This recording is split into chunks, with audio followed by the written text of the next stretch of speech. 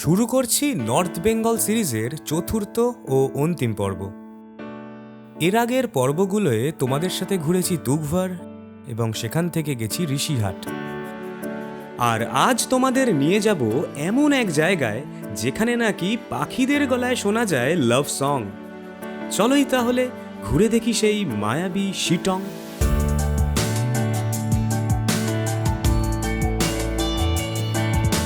কিভাবে যাচ্ছি, খরচই বা কত, সেসব তো জানাবই, সাথে সন্ধান দেব এক অপূর্ব সুন্দর প্রিমিয়াম হোমস্টে, যার ব্যালকনি থেকে ভিউ দেখে তোমরা প্রেমে পড়ে যাবে। শিটংয়ের কিছু সাইট সিংয়ের সাথে আজ করব এক হিডেন জেম অভিযান। চলো তাহলে এবার গল্পটা শুরু থেকে শুরু করা যাক। তবে সবার আগে আমি প্রীতম তোমাদের সবাইকে জানাই ওয়েলকাম টু ট্রাভেল কাহিনীর ব্লগ।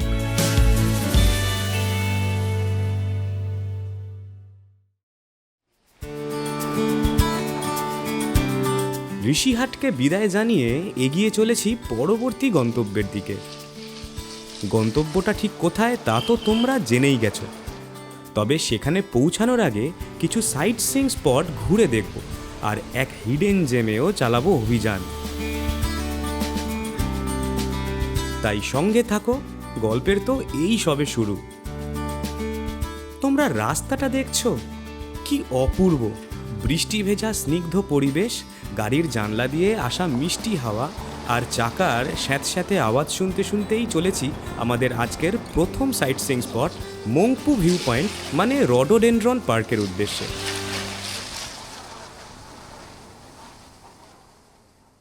এখন মংপু ভিউ পয়েন্টে চলে এসেছি। মংপু ভিউ পয়েন্টে টিকিট কাউন্টার আছে, জাস্ট না 25 টাকা করে টিকিট কেটে এখন ঢুকলাম এখানে।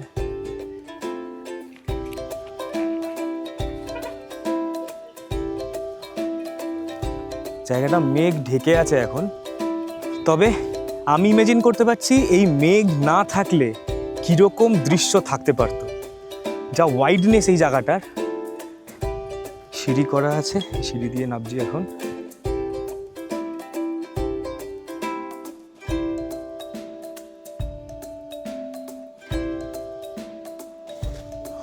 ওইখানে গাড়ি পার্ক করে টিকিট কেটে এখান থেকে এসে এটা একটা স্টপ, তারপরে এই সোজা গিয়ে আবার এখান থেকে আরেকটা ধাপ নিচে নামা যায়।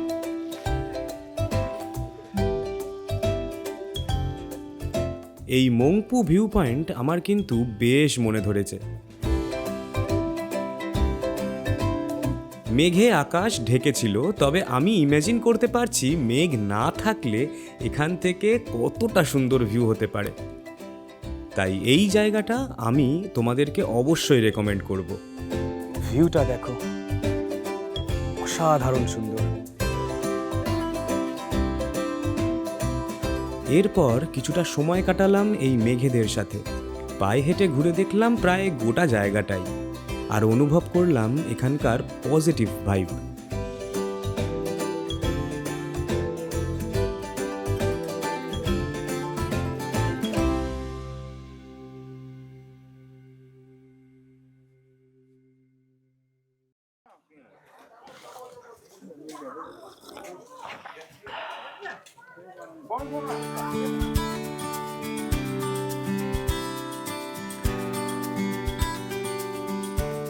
এক কাপ চা খেয়ে আবারও ফিরলাম পথে।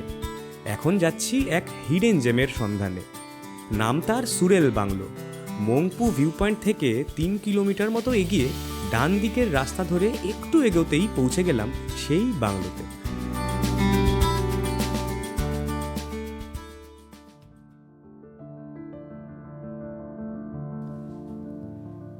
এই হলো সেই হিডেন জেম সুরেল বাংলো। ব্রিটিশ আমলে সাহেবরা এরকম বহু বাংলোই তৈরি করেছিল এই অঞ্চলে। সেগুলোর নামকরণ করা হয়েছিল সিরিয়াল ওয়াইজ।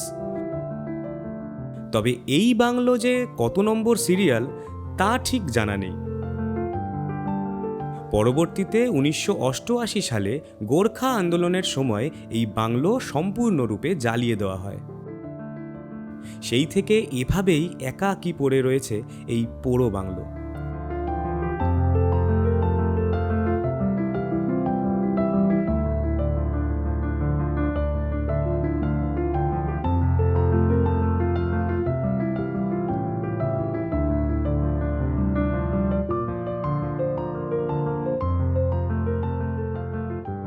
তবে এখনও এই বাংলোকে আগলে রেখেছে চারদিকের 4 প্রকাণ্ড প্রাচীন গাছ।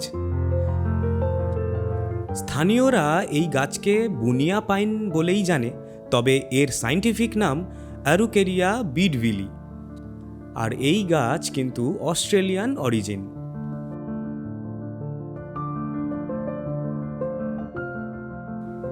এই পোড়ো বাংলোর দিন কাটে এভাবেই। নেই কোনো কোলাহল, নেই পর্যটকের ভিড়, আছে শুধু একরাশ স্তব্ধতা আর নীরবতা। তবে আমি কিন্তু এই পোড়ো বাংলোর পাশে দাঁড়িয়ে শুনতে পেয়েছি দেওয়ালগুলোর ফিসফিসানি, যেন আমায় বলছে তার কষ্টমাখা আত্মকাহিনী।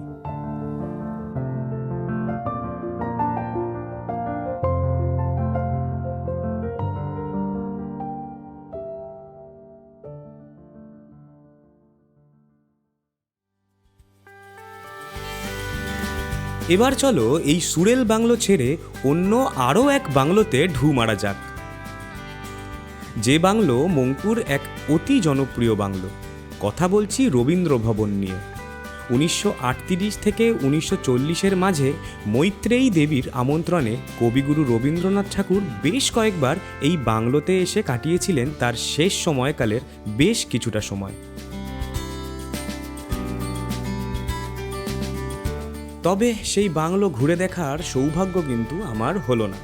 মেনটেনেন্সের কারণে রবীন্দ্র ভবন বন্ধ ছিল, তাই বাইরে থেকে যেটুকু দেখতে পেলাম তোমাদেরকেও সেটুকুই দেখাচ্ছি।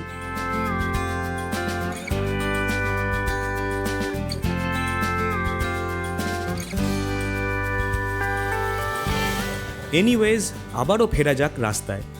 এবার কিন্তু যোগীঘাট হয়ে আমাদের আজকের আস্তানায় যাওয়ার পালা। আর এই ফাঁকে তোমাদের জানিয়ে রাখি, ঋষিহাট থেকে শিটং আসতে আমাদের ছোট গাড়ির ভাড়া পড়েছিল ৩,৫০০ টাকা। ডেসক্রিপশানে ড্রাইভার দাদার ডিটেলস দিয়ে রাখলাম, তোমাদের দরকার হলে তোমরা কন্ট্যাক্ট করে নিও।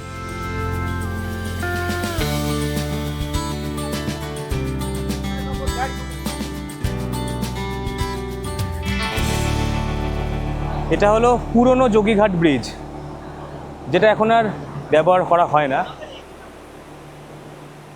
ওই নিচে নামার ইচ্ছা থাকলেও আজ সেটা হয়ে উঠল না, কারণ রাস্তায় বেশ কিছুটা দেরি করে ফেলেছি আমরা। এখন এখানে মোমো অর্ডার দিয়েছি, যেটা তাড়াতাড়ি হবে আমাদের সেটাই নিতে হবে, এবং যেটা গাড়িতে বসে খাওয়া যাবে, কেননা অনেকটা রাস্তা যেতে হবে। এখানে বসে খেয়ে টাইম ওয়েস্ট করতে চাইছি না, তাই প্যাক করে নিয়েছি, গাড়িতে বসে খেয়ে নেব। অগত্যা গাড়িতে বসে মোমো দিয়েই সেরে নিলাম আজকের লাঞ্চ। এখান থেকে আমাদের আজকের আস্তানায় পৌঁছতে লাগবে এখনো প্রায় 40 মিনিট মতো।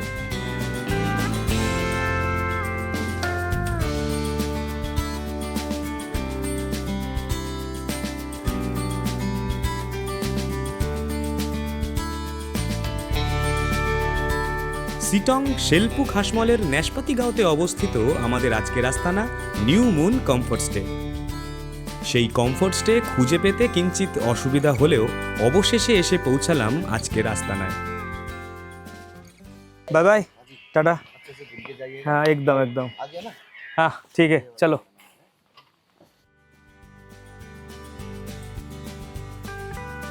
কিছু কিছু জায়গা এমন হয় যে প্রথম দেখাতেই ভালো লেগে যায়, আর এই হোমস্টেটার লোকেশনটাও কিন্তু তেমনই এক জায়গা। আর এই হোমস্টেতে রয়েছে অপূর্ব দুটো ব্যালকনি। ব্যালকনিতে পরে আসছি, আগে চলো আমাদের রুমটা একটু দেখে নিই। রুম রয়েছে একটা বড় বেড, একটা সিঙ্গেল বেড, এখানে রয়েছে একটা চেয়ার, টেবিল, একটা মিরর, আর ওয়াশরুম, বেসিন, মিরর সব কিছুই রয়েছে, মডার্ন এমিনিটিস, গিজারও রয়েছে। আর এই রুমের বেস্ট পার্ট,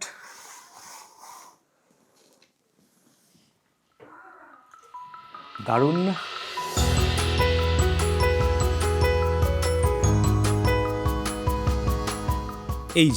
এই হলো সেই ব্যালকনি যার কথা একটু আগে তোমাদের বলছিলাম। আকাশ পরিষ্কার থাকলে কাঞ্চনজঙ্ঘার অপূর্ব রূপ দেখা যায় ব্যালকনির এক্কেবারে সোজাসুজি। আমার বেশিরভাগ সময়টাই যে এই ব্যালকনিতে বসেই কাটবে তা এক প্রকার নিশ্চিত। সত্যি বলতে এরকম লোকেশনে এমন সুন্দর করে বানানো ব্যালকনিতে বসে গোটা দিনটাই কাটানো যায়। আচ্ছা, তোমাদের এই দৃশ্যপট কেমন লাগছে সেটা কমেন্ট করে অবশ্যই জানিও। কিন্তু ব্যালকনি থেকে নিচে তাকাতে চোখে পড়ল বনফায়ার করার জায়গাটা। আগুনে হাত সেঁকতে সেঁকতে প্রিয় বন্ধুদের সাথে এখানে সময় কাটাতে কেমন লাগবে ভেবে দেখো একবার তোমরা।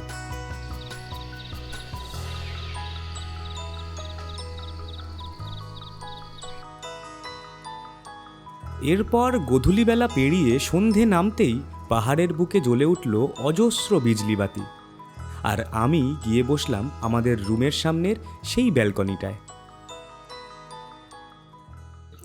ইভিনিং স্ন্যাক্স চলে এসছে এখন। শাশ্বতী মিল্ক টি, আমার ব্ল্যাক টি, আর সাথে ফ্রেঞ্চ ফ্রাইস। ফ্রেঞ্চ ফ্রাইটা কিন্তু একটু অন্যরকম, বেশ ভালো, একটু ক্রিস্পি আছে, যেটা বেশিরভাগ জায়গায় থাকে না। আর সাথে ব্ল্যাক টি, চিনিটা একটু বেশি কিন্তু আদা দেওয়া, বেশ ভালো। রাতের পাহাড় দেখে মন তো শান্তি পেল, এবার পেটকে কিছুটা শান্তি দেওয়ার পালা। অর্ডার করেছিলাম 1/2 কিলো চিকেন বারবিকিউ, দাম পড়ল 750 টাকা। দামটা শুনে একটু বেশি মনে হচ্ছে, তাই না? হ্যাঁ, আমারও মনে হয়েছিল, কিন্তু পরে আর তা মনে হয়নি। কেন মনে হয়নি তা তোমাদের একটু পরে জানাচ্ছি। এখন বরং রাজুদা আমাদের জন্য বারবিকিউ বানাক, আর আমরা ততক্ষণে এই হোমস্টের রোড লেভেলের ফ্লোরটা একটু ঘুরে আসি। চলো। ভিডিওটা করছি রোড লেভেল ফ্লোরের বারান্দা থেকে, আর নিচের ফ্লোরেই আমাদের রুম। আর এই ফ্লোরে আছে একটা ছোট্ট হল রুম, যেখানে গান বাজনা যে বেশ ভালোই হয় তা বোঝাই যাচ্ছে। আর বইপ্রেমীদের জন্য সাজানো রয়েছে কিছু বই, চাইলে সেগুলো পড়েও সময় কাটাতে পারো। হোমস্টেটা যে একটু প্রিমিয়াম তা কিন্তু বোঝাই যাচ্ছে। এরপর রাজুদা ডাক দিয়ে বলল বারবিকিউ নাকি অলমোস্ট রেডি, তাই আবারও গিয়ে বসলাম সেই ব্যালকনিতে। তোমাদেরকে বলছিলাম না যে 750 টাকাটা আমার একটু বেশি মনে হয়েছিল? সেই ধারণাটা বদলে গেল প্রথমত এই প্রেজেন্টেশনটা দেখে, আর দ্বিতীয়ত চিকেনে প্রথম কামড়টা বসিয়ে। টেস্টও কিন্তু যথেষ্ট ভালো। এটা কিন্তু প্রপার কাঠ আর কয়লা পুড়িয়ে করা, মানে কাঠ আর কয়লার ফ্লেমে, তাই কয়লার কাঠের একটা আলাদাই স্মোকি ফ্লেভার আছে, যেটা কিন্তু এর মধ্যে আছে।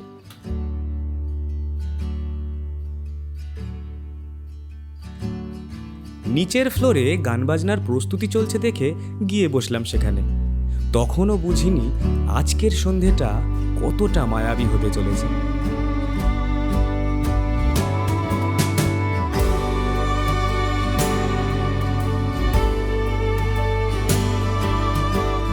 ওখানে আলাপ হলো কিছু মানুষের সাথে, যাদের আমি এর আগে কখনো দেখিনি, কিন্তু মনে হচ্ছিল তারা আমার অনেক দিনের চেনা। শুধু তারাই নয়, আমাদের সাথে যোগ দিয়েছিল এই হোমস্টেতে ঘুরতে আসা প্রতিটি মানুষ। হোমস্টে ওনারের ফ্যামিলিও যোগ দিয়েছিল আমাদের সাথে। আজকের সন্ধেতে ছিল না কোনো ম্লান, কোনো চিন্তা, শুধুই ছিল উদ্দীপনা, প্রাণ খুলে বাঁচার চেষ্টা। আমিও গা ভাসালাম সেই ভাইবে, গানও গাইলাম। সারা জীবনের জন্য আজকের এই মুহূর্তগুলোকে তুলে রাখলাম আমার স্মৃতিসিন্ধুকে।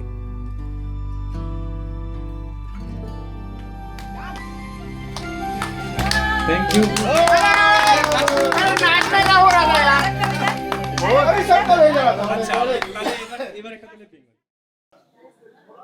সবাই মিলে প্রচণ্ড এনজয় করলাম এতক্ষণ।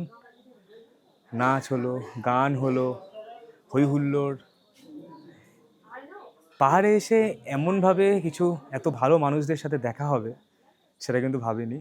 লাকিলি ওনারা যারা এখানে ছিলেন, তারা প্রত্যেকেই একটা ভালো মনের মানুষ অ্যাকচুয়ালি প্রথমে, তারপর ওনারা এনজয় করছেন।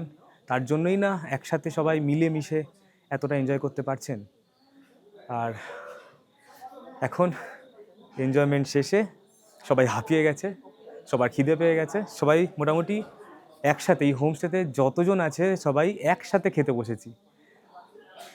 খুব ভালো লাগছে। আজকের সন্ধ্যেটা জাস্ট ম্যাজিক্যাল ছিল আমার কাছে। চলো এখন খেয়ে নিই। এটাই এই হোমস্টের ডাইনিং হল, সেখানে বসেই খেতে হবে ব্রেকফাস্ট, লাঞ্চ, ডিনার। কীরকম এই ডাইনিং হল সেটা তোমাদের কালকে সকালে দেখাবো। চলো আজকে দেখি আমাদের ডিনারে কি আছে। ডিনারে ছিল ডাল, ভাত, 2 রকমের সবজি আর ডিম কারি, আর প্রতিটা রান্নাই ছিল অসাধারণ। ডিনার করে এবার পাড়ি দিলাম ঘুমের দেশে। পরদিন সকালে ঘুম ভাঙল পাখিদের মিষ্টি গানে, যে গানের কথা ভিডিওর শুরুতে তোমাদের বলেছিলাম।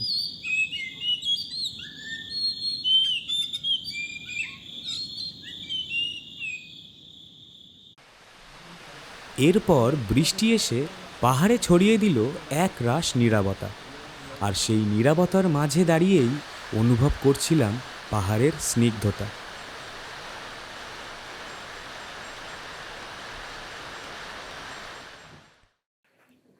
Good morning everyone. একটু আগে বৃষ্টি হলো, বৃষ্টি হয়ে না সারা পরিবেশটা একদম শান্ত হয়ে গেছে, আর সামনে যা ভিউ সেটা মেঘে ঢেকে গেছে, আবছা দেখা যাচ্ছে।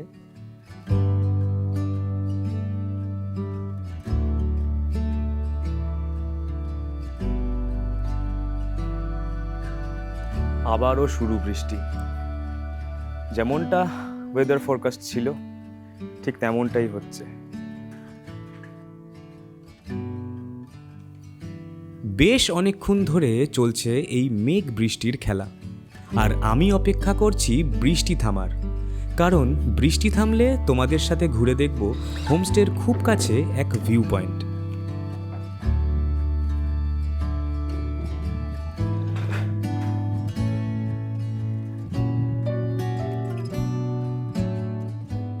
অবশেষে বৃষ্টি কমেছে, ওয়েদারটা একটু ক্লিয়ার হয়েছে, মেঘটা একটু সরেছে, আর এখন যাচ্ছি সেই ভিউ পয়েন্টটাতে, যে ভিউ পয়েন্ট থেকে শিটংয়ের 180 ডিগ্রি ভিউ পাওয়া যায়। চলো ওপর থেকে দেখি শিটংকে কেমন দেখতে লাগে। পাথরের সিঁড়িগুলো প্রচণ্ড স্লিপারি হয়েছিল, তাই সাবধানতা অবলম্বনে এগিয়ে চলেছি সেই ভিউ পয়েন্টের দিকে। যে রাস্তা দিয়ে এখন এখানে এসছি সেই রাস্তাটা কিন্তু যথেষ্ট রিস্কি, কিন্তু সেই রিস্কটা নিয়ে এখানে আসার পর যেটা দেখতে পাচ্ছি, এই দেখো,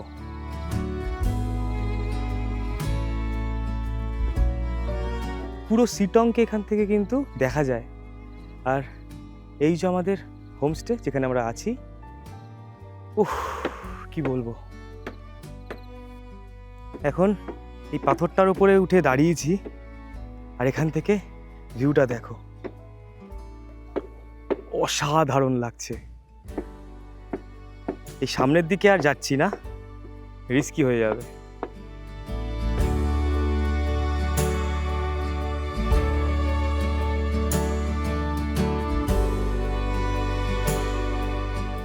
ওঠাটা যত রিস্কি ছিল, নামাটা কিন্তু তার থেকে বেশি রিস্কি।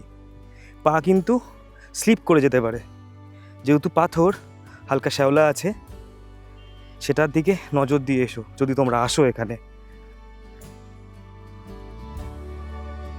ভিউ পয়েন্ট থেকে ফিরে সোজা গেলাম ব্রেকফাস্ট করতে। ডাইনিংয়ের পাশেই রয়েছে ওনাদের কিচেন, যা বেশ পরিষ্কার এবং ওয়েল মেনটেন্ড, আর ডাইনিং টেবিলগুলোও কিন্তু বেশ প্রিমিয়াম ভাইব দিচ্ছে। চলে এসেছে আমাদের খাবার, ছিল ডাল, সবজি, ডিম সিদ্ধ আর পুরি। বাইরে তখনও চলছে বৃষ্টি, আর বৃষ্টিতে এই হোমস্টেকে আরও মায়াবী লাগছে।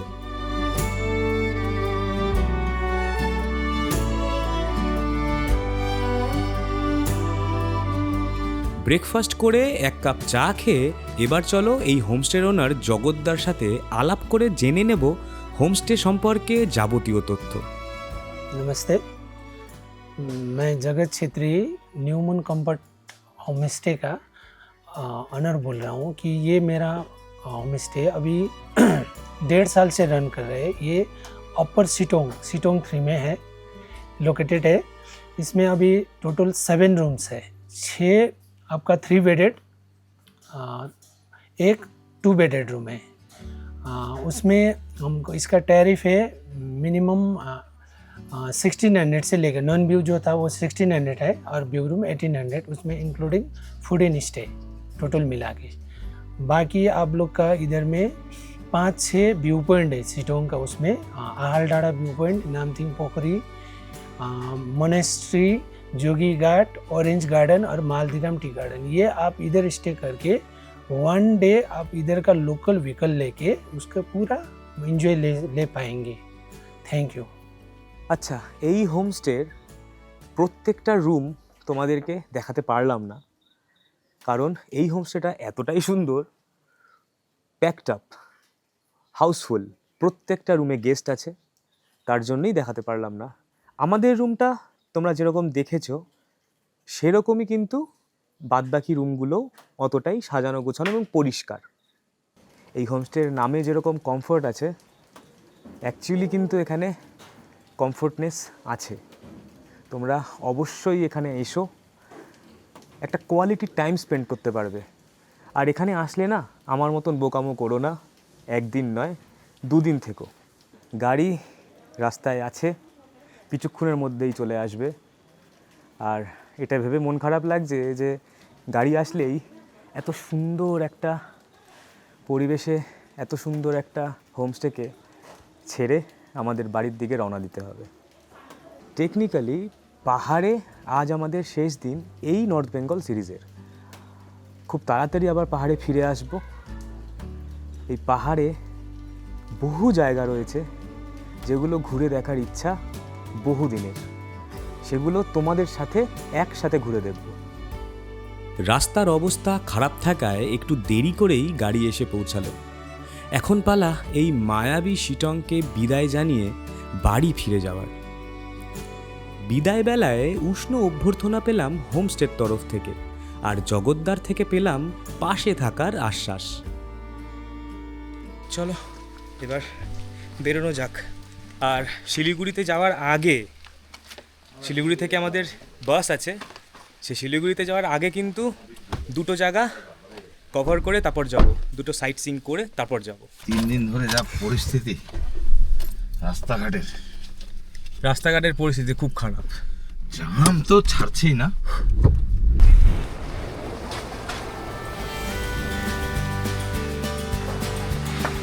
এখন চলেছি আমাদের আজকের প্রথম সাইট সিইং স্পট নামথিং পোখারিতে। যেতে সময় লাগবে ওই ঘন্টাখানেক মতো। রাস্তার কথা আর আলাদা করে বলছি না, তোমরা দেখে বুঝতেই পারছো রাস্তাটা কতটা অপরূপ। এখন নেবে একটু হাঁটছি রাস্তাতে, যাব নামথিং পোখরি। জ্যাম থাকার কারণে একটু আগে নেমেছি, হেঁটে এগোতে থাকি। এই হলো নামথিং পোখারি। সামনে বিরাজমান হনুমানজির পাশ থেকে একটা ছোট্ট ট্রেল চলে গেছে এক মহাদেবের মন্দিরের দিকে। চলো আগে সেখানেই যাওয়া যাক।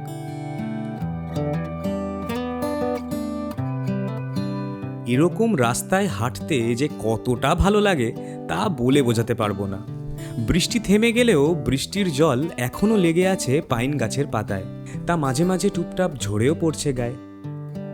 10 মিনিট মতো হেঁটে এখন পৌঁছালাম সেই মহাদেবের মন্দিরে। এই মন্দিরের নাম বাবা বিশ্বনাথ মন্দির। বৃষ্টির জল জমে থাকায় জুতো খুলছি না, আর জুতো পরে মন্দিরের সামনে যাওয়াটা শ্রেয় মনে করছি না, তাই কিছুটা দূরে দাঁড়িয়েই দর্শন করলাম বাবার। আর তোমরা যদি নামথিং পোখারি আসো তাহলে অবশ্যই এই মন্দিরে একবার দর্শন করে যেও, খুব ভালো লাগবে।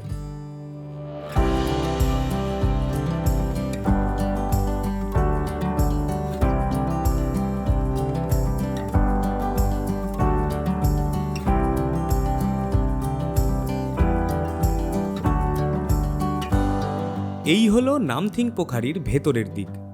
জল এখন শুকিয়ে আছে, তবে বর্ষা এলে কিছুটা জল ভরে যাবে।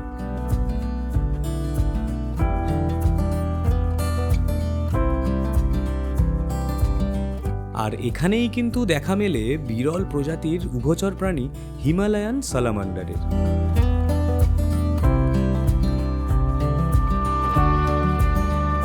এই পোখারি যিনি আগলে রেখেছেন, সেই হনুমানজির অনুমতি নিয়েই এখন এগিয়ে চলেছি পরবর্তী স্পটের দিকে।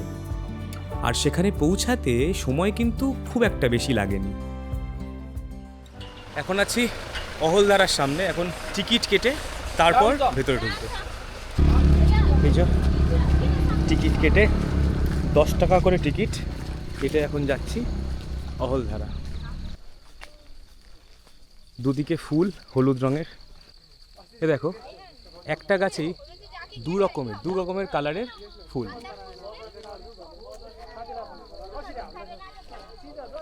প্রায় চলে এসেছি অহলদারা ভিউ পয়েন্টে। বেশ খানিকটা কিন্তু হাঁটতে হলো, প্রায় 15 মিনিট ধরে হাঁটলাম, আর সম্পূর্ণটাই ওপরে উঁচু। অহলদারা ভিউ পয়েন্টের ঠিক কাছেই কিন্তু আছে একটা সুন্দর homestay, Ahaldara view point homestay. তোমরা এই অহলদারায় থাকতে চাইলে এই অপশানটাকেও বেছে নিতে পারো। আমরা নিচে গেটে ঢোকার সময় যে টিকিটগুলো কেটেছিলাম সেটা কিন্তু বেসিক্যালি অহলদারা ভিউ পয়েন্টের জন্য নয়, সেটা এদিকে সিঙ্কোনা প্লান্টেশনের টিকিট। এটা কিন্তু আমাদের কাছে একটা মিসকনসেপশন ছিল যে একই টিকিট, মানে এটাই অহলদারা ভিউ পয়েন্টে। তবে এই গেটে আসতে তার বাদিকে আরও টিকিট কাটতে হবে, যেগুলোর প্রাইস হচ্ছে 20 পার হেড, 20 রুপিস টিকিট কেটে তারপর অহলদারা ভিউ পয়েন্ট ঢুকতে হবে। অহলদারাতে ঢুকে অহলদারা ভিউ পয়েন্টে ভিউ তো তোমাদের দেখাচ্ছি, তার আগে দেখাই এখানে প্রচুর দোকান আছে দুপাশে, যেখানে তোমরা জিনিসপত্র কিনতে পারো, যা দরকার খেতে পারো, খাওয়ারও জায়গা আছে। এবার চলো অহলদারার ভিউ পয়েন্টটা দেখে নিই। এবার চলো এই অহলদারা ভিউ পয়েন্টের অ্যাকচুয়াল অরিজিনাল ভিউটা কি সেটা দেখাই।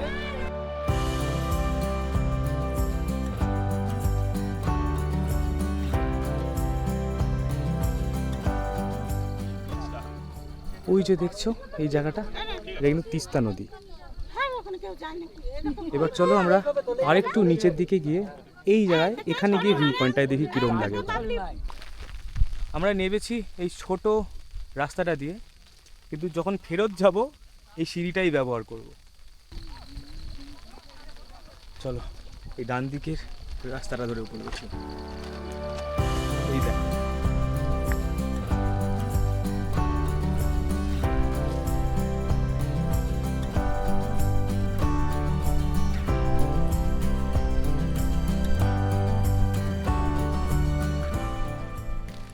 জাস্ট অসাধারণ অসাধারণ লাগছে। মানে দূর দূরান্তে পাহাড়, আর তাতে মেঘের অবিরাম চলাফেরা। ওহ, চোখ জুড়িয়ে যাচ্ছে। বিশ্বাস করো, তোমরা অবশ্যই এই অহলদারা ভিউ পয়েন্টে কিন্তু এসো, নাহলে অনেক কিছু মিস করবে। পাহাড়ে কটা দিন প্রাণ ভরে কাটানোর পর এখন রওনা দিলাম শিলিগুড়ির উদ্দেশ্যে। সন্ধে 6:30 বাসে করে আগামীকাল গিয়ে পৌঁছাবো কলকাতা। তাহলে আজকের মতো এখানেই ইতি টানি। তোমাদের সাথে আবার দেখা হবে খুব তাড়াতাড়ি। ততদিন ভালো থেকো, সুস্থ থেকো, আর পরিবারের সবাইকে খুব ভালো রেখো।